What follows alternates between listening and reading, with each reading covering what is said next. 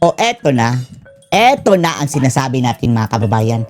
Na sa lahat ng kontrobersiya mga kababayan na hinaharap ng Marcos administration ngayon, na maliwanag pa sa sikat ng araw ang pangungurakot ng Marcos administration. Maliwanag pa sa sikat ng araw ang sinabi ni Amy na bangag si Marcos da Jr. at ang gobyerno ginawang sindikato. Ang ending nito mga kababayan, si VP Sara Duterte ang kanilang pagtitripan. Eto na nga. Lumabas na mga kababayan ang kanilang bogus na ebidensya mga kababayan at testigo na naman na nagbibintang kay VP Sara mga kababayan na siya daw ang kurakot sa bansang ito. Ay nako. At ngayon mga kababayan, mukhang magkakatotoo yung sinabi ni Amy Marcos na ipapakulong mga kababayan ni Boying Rimulya si VP Sara. Dahil magsasampa na daw sila ng kaso mga kababayan dahil idinawit nila si VP Sara mga kababayan sa pogo, sa illegal na droga at iba't iba pang corruption issues mga kababayan ang mga animal. Ang mga animal talaga. Panoorin niyo po ha. Ang pinaka-latest na black propaganda laban kay VP Sara. Black Di umano, propaganda. ay siya tumanggap ng pera galing sa mga pogo at galing sa mga Durugista. drug lords nung huling eleksyon. Ang nakakainis dito mga kababayan, bakit itong media? Itong media mga kababayan, kasangkapan ng mga bangag para magpakalat ng ganitong klaseng propaganda. Samantalang, yung issue ni BBM mga kababayan, nag-uumapaw na, nagsisigaw na mga kababayan sa ebidensya. Pati yung sinabi ni Amy, anong nangyari sa media? Tahimik lang sila. Parang walang nangyari mga kababayan, pero eto kay Sara ngayon, paulit-ulit nila mga kababayan binabalita tapos pinapalaki pa. Unang-una po ha, dapat po bago tayo maniwala sa mga impormasyon ay pinapakalat laban kay VP Sara, dapat alam natin na talagang gusto sirain ng bangag administration si Bangag VP Sara. administration. Hindi kami naniniwala, Roque. Pati yung media, hindi sila naniniwala mga kababayan, pero naging kasangkapan sila mga kababayan sa pagpapakalat ng kasinungalingan. Kaya masasabi natin parte ng korupsyon niyang media mga kababayan dahil nagpapagamit sa mga kurakot Dahil ayaw nila na sumunod na maging leader itong si VP Sara. No? So talagang gagawin po nilang lahat para sirain siya. Lahat nga binato sa kanya. Para ako din, binato ng lahat sa kanya. Pero dudurugin nila mga kababayan lahat ng kaalyado ng mga Duterte. At pati na nga si Sara. Tiwala ng ating mga kababayan. Si Tatay Digong, dinurog na nila. Hindi na po ako nagugulat dito sa mga bagong paratang na siya daw ay tumanggap ng pera galing sa Pogo at galing sa mga drug lord. Ang nasa likod niyan mga kababayan, si Trillanes na naman mga kababayan. Kagaya ni Tatay Digong. Si Trillanes ang nasa likod mga kababayan niyan. Kasabwat ang mga mga makakaliwa, yung mga NPA mga kababayan. And then si Bangag. The same people na ngayon mga kababayan kay VP Sara. Tapos eto, mapapalitan na ito mga kababayan. Sooner or later, lalong-lalo na papalapit ang February mga kababayan. Mawawala na yung issue ng flood control. Papalitan na ng issue ni Sara mga kababayan, mga animal, buisit. Pero ang akin lang po, kakilala ko po kung sino yung Madriaga na nagsasabi na siya ay dating aide ni VP Sara. Kalaban niya ni Roque Sila Roque ang nagsampa ng kaso laban dyan mga kababayan. Pati nga si VP Sara, binlater yan ha.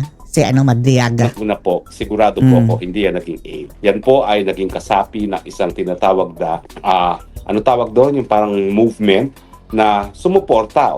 Sumuporta nga kay VP Sara. Pero ang pagkakaalam ko po, hindi siya personal na kakilala. Kunwari, mga kababayan, pagsuporta. Pero most likely, mga kababayan, supporter lang ni Bangag. Alam niyo naman mga supporter ni Bangag, mga kababayan, yung mga ngiwi. Ni VP Sara. Dahil si VP Sara naman po, 32 million ang botong nakalap. Siguro naman po, 5 million, merong larawan na kasama siya, no? So kung meron mang larawan itong Ramil Madriaga na ito, ay hindi po ako nagtataka dahil 5 billion people naman siguro po ang meron talagang larawan kasama si VP Sara. Malay ba ni Sara kung mapapicture yung animal na yan? Talagang buhay politiko po talaga yan. So, pero iba pong pagkakakilala ko sa kanya. Kilala ko po itong Madriagang ito dahil siya po isang akusado sa isang kaso na hanggang Setyembre ng taong ito taong ito ba o taong nakalipas 2024, ako po ang personal naghahawak. Ngayon po, opisina ko pa rin ang naghahawak ng kaso laban sa kanya. Sila mga kababayan ang abogado, nag-handle mga kababayan sa mga biktima nitong si Madriaga. Bilang private prosecutors under the direct and control and supervision of the public prosecutors. Ano po ang Prosecutor kaso sila. yan? Ang kaso po ay 2 counts of kidnapping for ransom. Kidnapping. Now, syempre po, yan ay nakabinbin sa hukuman. Hindi po natin po pwedeng sabihin kung siya ay guilty or not guilty dahil hindi pa po napapatunayan. O isipin nyo na lang mga kababayan ha, kung tauhan nyo ni Sarah, tatayo ba si Roque na abogado bilang prosecutor mga kababayan para sa taong iyon? Alam ko naman po yan. At bakit binlater ni Sarah yan? Sa judicial rule, no? At bawal sa akin bilang isang partido sa kaso na yan na sabihin siya ay guilty na. Pero dumaan po sa proseso naman itong kaso labang kay Ramil Madriaga at ang nangyari po dito ay humingi siya ng bail. Sang-ayon po sa ating saligang batas, ang bail naman po is a matter of right except when evidence of guilt is strong sa mga heinous crime. At matapos siya humingi ng bail, yan po ay hindi napagbigyan ng hukuman dahil ang sabi ng hukuman, the evidence of guilt is strong. Ano ba yung mga ebidensya laban sa kanya? Well, kasama na po dyan yung positibong identification ng mga biktima ng kidnapping ng mga Filipino-Chinese. Kidnapper mga kababayan. Tapos ngayon, yan ang gagamitin nilang mga testigo. Kriminal. Kasama nga si Ramil Madriaga, kasama yung kanyang pinsan Ano bang credibility niyan? na nangidnap sa kanila at iba pang mga physical evidence gaya ng mga text messages. No? So hanggang doon lang po ang sasabihin natin doon sa kaso. Pero ang nalinaw sa inyo, itong impormasyon na siya daw ay aid, ex-aid ni BP Sara ay kasinungalingan po yan. Hindi Fake. po siya kakilala ni BP Sara, ang aking pagkakaalam. At pangalawa, kung hindi po ako nagkakamali, nagpa-blatter nga po si BP Sara Yan mga kababayan. Binlater na ng VP Inday. ng grave threats laban dyan kay Ramil Madriaga kasi binantaan ang threat. buhay ni BP Sara at binantaan din po ang buhay ko. Si Sarah pa ang binantaan ang buhay niyan mga kababayan. So paano naging katiwala yan ni Sarah? Aid. Kalaban nga ng VP Inday yan. Pakawalayan ni Bangag mga kababayan. Pakawalayan ni Bangag. Sa totoo lang po, nung hinawakan ko po itong kaso ng Madriaga, binalik po ng kapulisan yung security ko na nabawi na matapos akong matalo nung eleksyon nung 2022. No? Binalik po nila kasi nga daw delikado talaga itong grupo ni Ramil Madriaga. Sa Kidnapper katunayan, matapos po silang mahuli, madakip at mahuli, nagkaroon po ng manhunt para sa kanila, renade din po yung kanyang parang tawag dito, farm, dyan sa Rizal, kung saan napakadami pong baril na nakuha. Bakit nakalabas pa, no? Nakapagtataka nga po bakit napakadaming baril itong si Ramil Madriaga. Nakalabas ba mga kababayan? Nagbigay ng affidavit habang nasa loob ng kulungan. At ang naging negosyo po niya ay parang security agency, pero kung titignan niyo po, hindi ordinaryong security agency na naka-blue uniform, no? Para po talaga silang, elite Mga gang na. security group na hindi mo alam kung anong ginagawa. At sangkatutak nga pong mga Kidnapper nga. firearms ang na-recover nung siya po ay renade sa kanyang farmhouse dyan sa Rizal. So unang-una, yung mga pinagsasabi po nitong Madriagang ito nanggagaling po sa isang polluted source kasi nakakulong po siya ngayon. Currently nakakulong pala mga kababayan. Dahil non-bailable po yung krimen niya na 2 counts of kidnapping for ransom at nagkaroon na ng desisyon ng hukuma na hindi So siya paano na yan? Ano maaasahan mo dyan mga kababayan? entitled na magpiyansa dahil the evidence of guilt is strong. Hanggang doon na lang po tayo dahil bawal pagsalitain ang merito ng kaso. Pero sasabihin ko rin po na foul ang ginagamit ng mga pamamaraan nitong si Madriaga para ma-dismiss ang kanyang kaso. Sa katunayan po, una-una, nag-offer po yan. Ginamit ang isang common acquaintance namin ng, kundi po ako nagkakapali, para 5 milyon sa akin yung mga panahon na yon Wow. Nag-bribe pala mga kababayan. para ibenta ko yung kliyente ko at ipa-dismiss ang kaso. Hindi naman po ako ganun tao. In fact, lalo akong suhulan na ganyan, lalo ako nabubuisit. Kasi ako medyo mayabang ako Yung aking mga ninuno naman, nagnegosyo, naghanap buhay ng matino, at iniwan naman po ang sapat-sapat na biyaya sa amin para kami mabuhay ng komportable. So hindi po ako nabulag dun sa 5 million niya para ibenta yung aking kliyente. At kaya naman po kahit ang mangyari, Tingnan nyo mga kababayan ang credibility ni Roque. hindi ko binibitawan yung kliyente ko, no? Dahil lalong nag-isip siya na mabibili niya ako para ibenta yung kliyente ko, lalo naman akong naninindigan na dapat ang biktima ng karumaldumal na krimen magkaroon ng katarungan. Yan naman po ang dahilan kung bakit ang buong karera ko bilang isang abogado ay halos lahat ng kaso ko, ako po yung private prosecutor. Dahil ako rin po ay palaki ng isang public prosecutor. Gusto ko sana maging public prosecutor, kaya lang talagang hindi sapat ang sweldo niyan. Kaya ang buong buhay ko, private prosecutor. Except for one time na yung kliyente ko na dating vice governor at provincial administrator ng Masbate ay nadepensahan ko successfully sa Sandigan Bayan doon sa tinatawag na voucher scam. Once lang ako naging defense counsel sa buong buhay ko at 35 years of practice na po ako. Puro private prosecutor. At saka international arbitration. Kagaya ni Tatay Digong, mga kababayan, prosecutor. So, bukod dun sa panunuhod sa akin, ano pang ginawa ni Madriaga? Abay, ang ginawa po niya at dokumentado ko po yun ay nag-file siya ng separate kaso doon sa isang lupa sa Bataan na binili ng isang kumpanya na meron din akong interes at inakusa kami na kami daw po ay mga land grabbers. Na-dismiss na po yung kasong yan ng DARAP, no? Pero meron din silang kaso sa ombudsman na hindi ba pinapansin ng ombudsman kasi ang ombudsman, gagalaw lang naman sila sa mga kaso na mayroong prima facie case, no? Ang kaso kasi na sinampa nung di umano, dinan-grab namin ay sinasabi na pineke ang pirma. Samantalang established naman po na humarap siya sa notaryo at saka pirma niya yon, ay may mga larawan pa nga po na siya ang pumirma dun sa kontratang yon. So nagtataka po ako mami kung bakit ngayon sinasabi niya na land grabbing daw yon. But in any case, wala po akong direct involvement sa kasong yon dahil hindi naman ako pumirma ng kahit anong kontrata doon sa kasong yon, no? At gaya ng aking sinabi, dinismiss naman po ng DARAP yang kasong yan. Bagamat itong si Ramil Madriaga ay, nagbayad po ng mga vloggers na sinasabing Grabe. Baka isa sa nabayaran dyan, yung kalbo, mga kababayan, buisit. Kalbo! Alam nyo, hindi si yung kapangalan ni mga kababayan, Kiko Barsaga, yung si Nino Barsaga ba yun?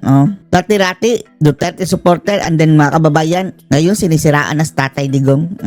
Ay land grabber, kaya naman namin na-booking siya kasi yung isa na nagpanggap na biktima nakita namin sa isang larawan na kasama niya sa isang pagtitipon, no? Pero yung babaeng yon nagpanggap na biktima. Kasi officially nagpanggap siya na biktima, pero kung hindi namin nakita yung Facebook picture ng babaeng yon, hindi namin malalaman na talagang kaibigang matalik pala yan ni Madriaga. So ganyan po ang kanyang mga pamamaraan. Mga budol, no?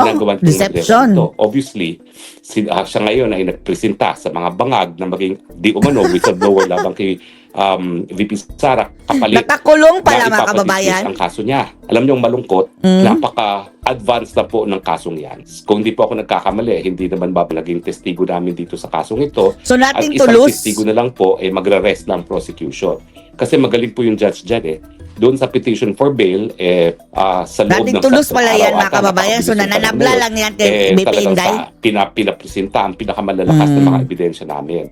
At kung hindi ako nagkakamali, hindi naman bababa sa 8 testigo ang napresenta ko sa loob ng 10 araw lamang, no? Sana nga po lahat ng judges sa Pilipinas gaya ng judge namin, no?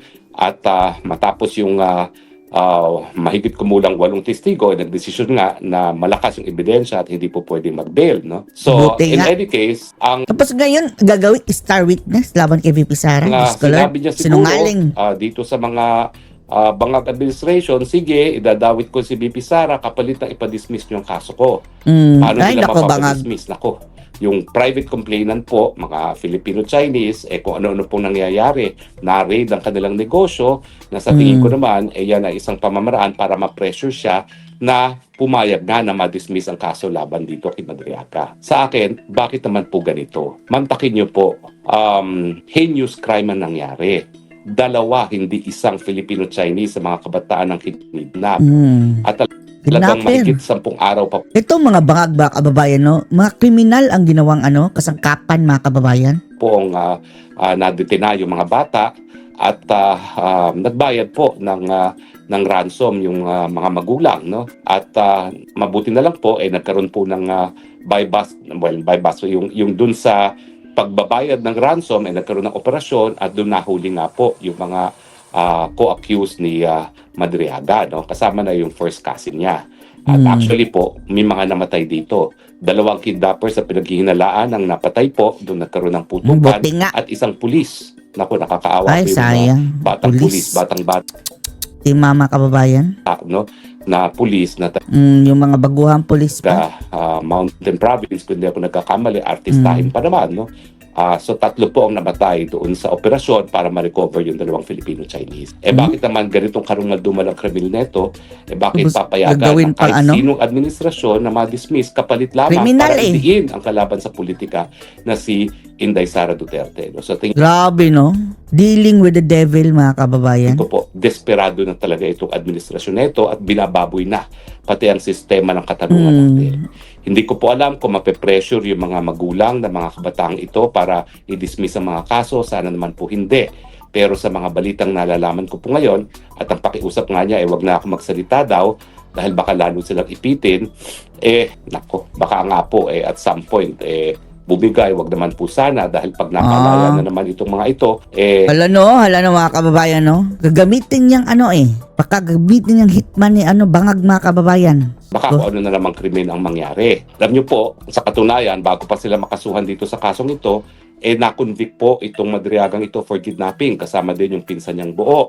Kaya lang po, dahil yung mga panahon na yun, merong automatic death penalty, ang parusang napataw po ay death. At during the automatic review, kasi lahat po ng death penalty subjected to automatic review, na-reverse po ang desisyon. Siguro Diyos ko, bakit na-reverse? Grabe talaga itong Pilipinas, mga kababayan. Grabe. isip na hukuma na kahit sino hindi dapat Si Dilima na-reverse. Si mga kababayan?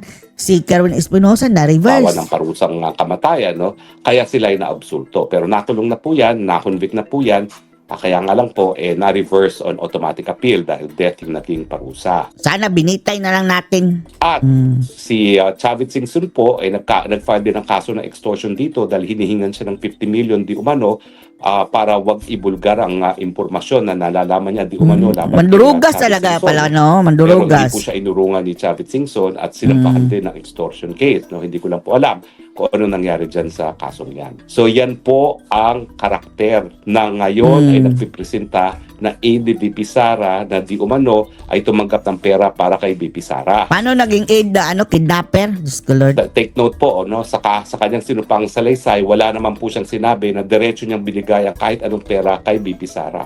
Ang sinasabi lang niya, yung isang beses, binigay niya dun sa isang naging Kaso lang, mga kababayan, ipagpalagay natin ginawa yung security. VSPG, mga kababayan. Si Sara ba ang namimili? Di ba hindi, mga kababayan? Si Bangag ang namimili ng mga tauhan.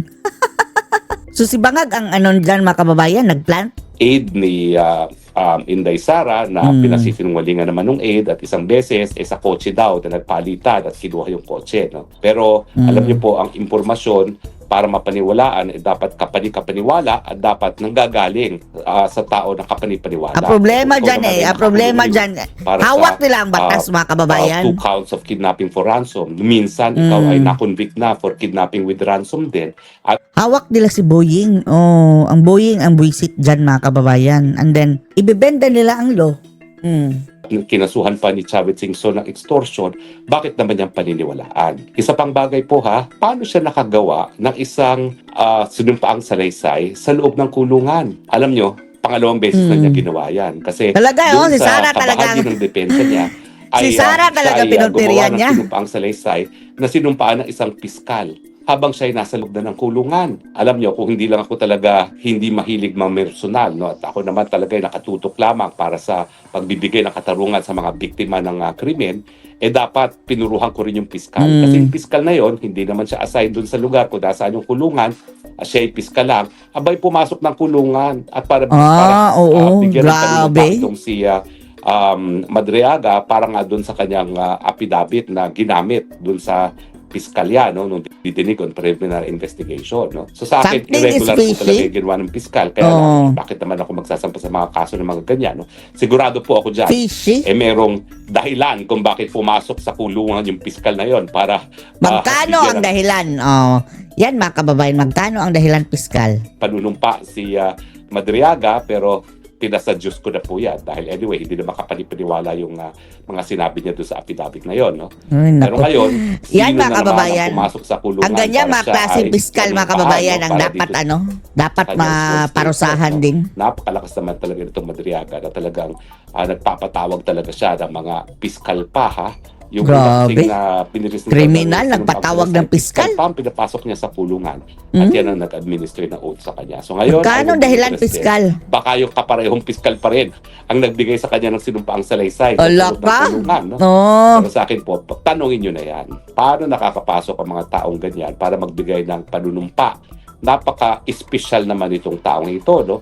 Para bigyan ng kanyang Kidnapper, ha? pribilehiyo na siya pa ang pinupuntaan ng mga subscribing officer sa loob ng kulungan. So ano po ibig sabihin nito? Naku, talaga pong hindi sila titigil hanggang hindi tuluyang mawarak ang imahe at reputasyon ni BP Sara. Pero Buwisit nagkamali lang talaga. sila. Ang ginamit nila ay hindi kapanipaniwalang tao. At syempre, Walang iba ang Kilala. gano'n. Pero it doesn't matter sa kanila mga kababayan dahil pagdating kay Boying, maniniwala kami dyan. Kasabot eh. Pauuna pa yan makulong si VP Inday mga kababayan kaysa doon kay yung mga napangalanan na ngayon. naman natin ang pagkatao ni BP Sara. Siguro lahat na ay ibato nyo sa kanya, pero hindi nyo maibabato sa kanya talaga yung sense of propriety pagdating sa mga perang bagay na pera-pera. Talaga naman pong wala kayong kahit anong bahid na korupsyon na po pwedeng maibato kay BP Sara.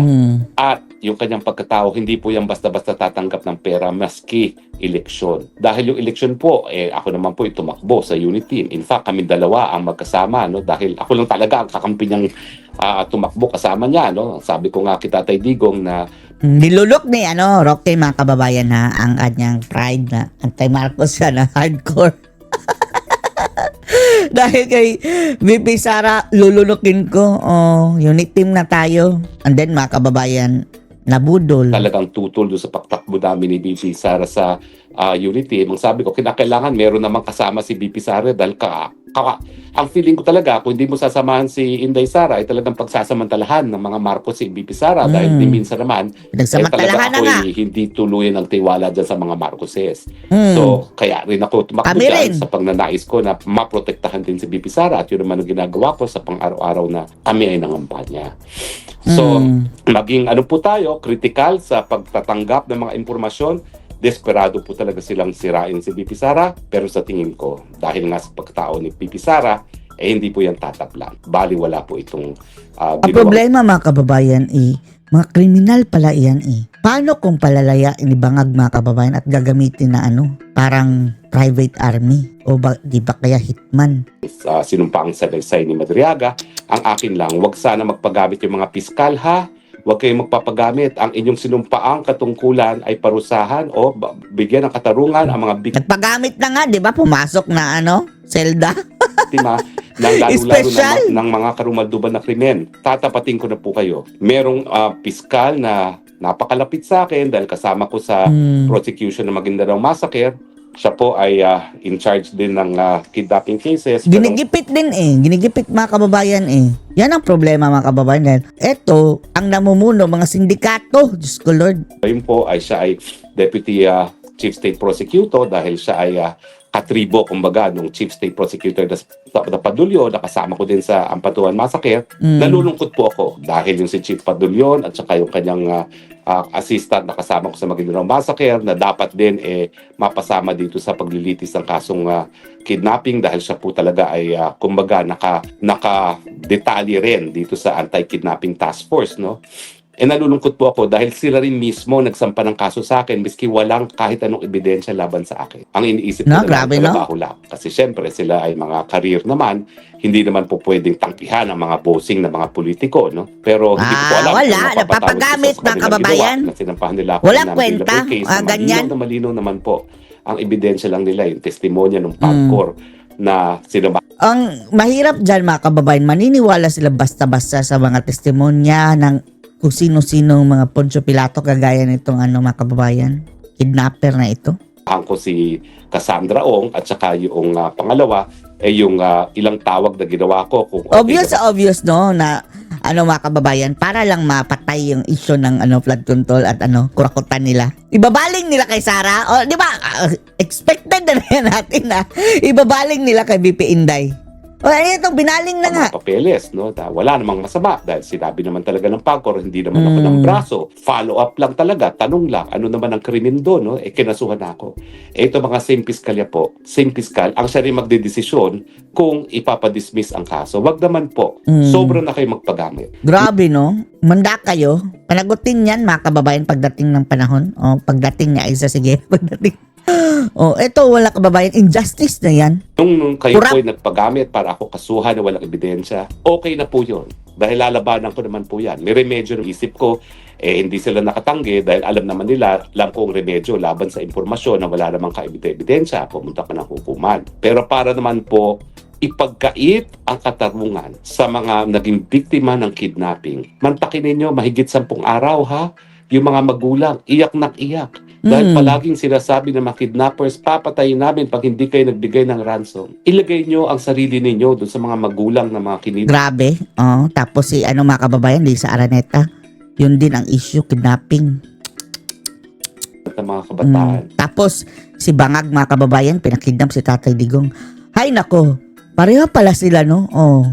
So, eto mga kababayan, hindi tayo magtataka na palalayain nila yung kidnapper na yan. Dahil puro mga kidnapping ang issue eh. Lisa Araneta, di ba? Yung extraction. Oh, si Bangag, pinakidnap si Tatay Digong. 10 araw na walang tulog dahil hindi mo alam kung makikita mo pa ba ang iyong mga anak na buhay o hindi. Ilagay nyo inyong mga sarili sa ganyan. Ay, wala Papayag sila tayo, eh. Wala papayag yung sa mga pulis. kaluluwa, okay? Wala silang mga kaluluwa. Magiging mailap ang katarungan. Sana naman po, huwag. At ako Ay, sukdula na mga kababayan, no? Itong mga visit na to. Sukdula na talaga. Kailan pa matatapos ito mga kababayan?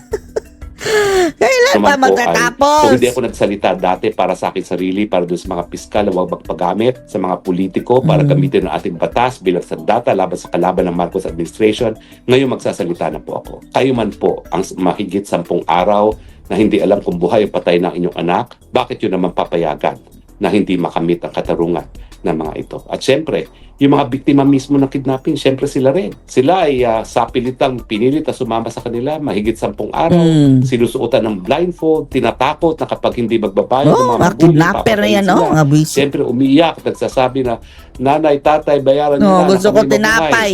Tignan nyo naman Kuya, yung ate, gusto ko ng kape. pinagdaanan ng mga kinidnap at nilang mga kaanak.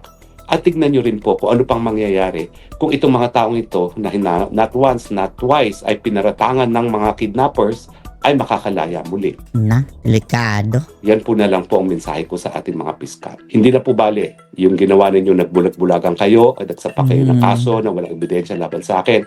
Kaya ko naman pong harapin yan dahil alam ko ang mga remedyo. Pero wag naman po sa mga ordinaryong mga mamamayan na naging biktima ng karumaduman na krimen. Kaya nga po kayo binibigyang respeto bilang mga piskal dahil ang aming inaasahan, kayo magbibigay katarungan at hindi maging instrumento para Instrumento na ng kasamaan. makamit ang katarungan. Yan lang po. Maraming salamat po sa inyong patuloy na pagtangkilik ha. At salamat sa impormasyon. Napakalaking impormasyon ito mga kababayan. Na ito palang mga kidnapper na ito. Yung talaga ang mga gawain. And then, kasabwat na ngayon ang mga bangag para gipitin si Sara Duterte. Alam natin ang mga balahibo mga kababayan, mayroong private army. So, delikado kung mapalabas ito mga kababayan. Delikado. Talagang, ay nako. Hanggang sa muli natin pagkikita, maraming salamat po. Ito po inyong Spoksang Bayan ang nagsasabi, I love you Philippines. You're the only country that I have. You're the only country that I will. God bless. The Philippines. God save the Philippines, mga kababayan. Ay, nako. Anong kabangagan na naman ba ito? Oh, tapos, si Trillanes, mga kababayan, kanina, nagpa-interview. Ang problema, mga kababayan, ang sabi nila, ihahanda na dilaw nila ang kaso ni mga kababayan ni VP, laban kay VP Sara. At ang magsasampa, sino? Ang mga pari. Diyos ko, simbahan daw mga kababayan. Tapos, paano na yan? Maniniwala kayo simbahan dyan sa kriminal? Ano ba kayo? Simbahan ba kayo o mga jablo? Itong mga pari, mga kababayan, ng mga adiktos, benediktos at yung mga mademonyong laging nagrarally na anti-Marcos dati mga kababayan. Ngayon, naging pro-Marcos na. Pero nananatiling anti-Duterte. The same people. Tapos sinasaba. Yan mga kababayan. Iyang si Saba pala mga kababayan, no? Tsahin pala yan ni Saba ang asawa ni Joe Masison. Kapatid ng kanyang tatay pala mga kababayan. So, tito-in-law, si Joe Masison mga kababayan. O, tingnan nyo ngayon, nag-ahasik mga kababayan, mga visit. Itong mga, ay nako, bakit napakaraming masasamang loob dito sa Pilipinas? Naglipana. At lumala mga kababayan, nung umupo itong si Bangag. Talagang lahat ng klase mga kababayan, mga tao. Mga adik, kriminal, lahat na mga kawatan, mga rakot, magbuwaya. Lahat sila sama-samang bumangag sa panahon ni Marcos. Kawawa ang Pilipinas. Hanggang kailan tayo? Kaya mga kababayan, tulungan natin si VP Inday. Tulungan natin ipagtanggol mga kababayan dahil siya lang ang ating pag-asa talaga mapanagot ang mga bangag na ito. Dahil kung wala na si VP Sara, eto, tuloy-tuloy itong mga bangag mga kababayan. Kakampi nila ang kanilang ilalagay. Walang pananagutan at tuloy-tuloy pa rin mga kababayan ang panggagahasa nila sa Pilipinas at sa kaban ng bayan at sa sambayan ng Pilipino hanggat ang mga kakampi ni Bangag ang nananatili dyan sa pwesto. So, anong masasabi nyo dito mga kababayan sa mga bagong kabalastugan na naman under Bangag administration? Post your comments below.